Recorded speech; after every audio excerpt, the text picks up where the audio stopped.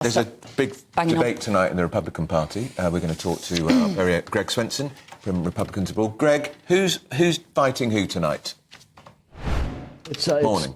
Thanks for having me, Andrew and Bev. Tonight is the debate between Governor Ron DeSantis of Florida and Governor Gavin Newsom from California.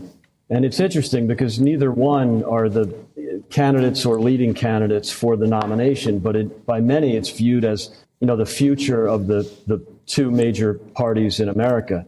You've got two very old, to say the least, candidates in the Democratic Party. It's Joe Biden, and for the Republicans, the leading candidate, at least now, is Donald Trump, both in their late 70s and early 80s. So, this is a chance to see the future of both parties, and it should be really fascinating to watch.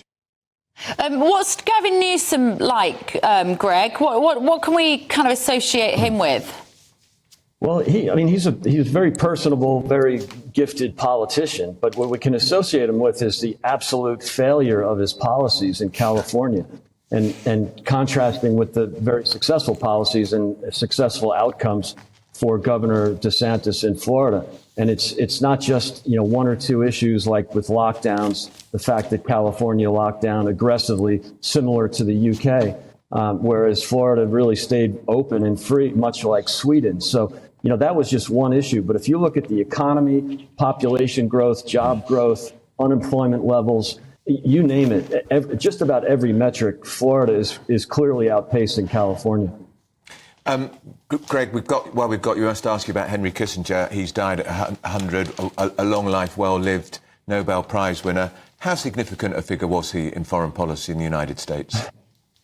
Absolutely huge. He really was at the forefront of every major geopolitical issue in the 20th century, or at the very least the second half of the 20th century, or the Cold War. So he really had an outsized influence. He was the only Secretary of State to be White House National Security Advisor at the same time. So he really had much more influence in the Nixon administration than any other Secretary of State in their respective administrations. So he was really viewed almost as the main statesman for the United States, as opposed to the typical scenario where the president is viewed as the main statesman. So he really had an outsized influence on foreign policy for the U.S. OK. Thank you, Greg. Greg Swenson there. And that debate will be on TV tonight. DeSantis versus Gavin Newsom in America.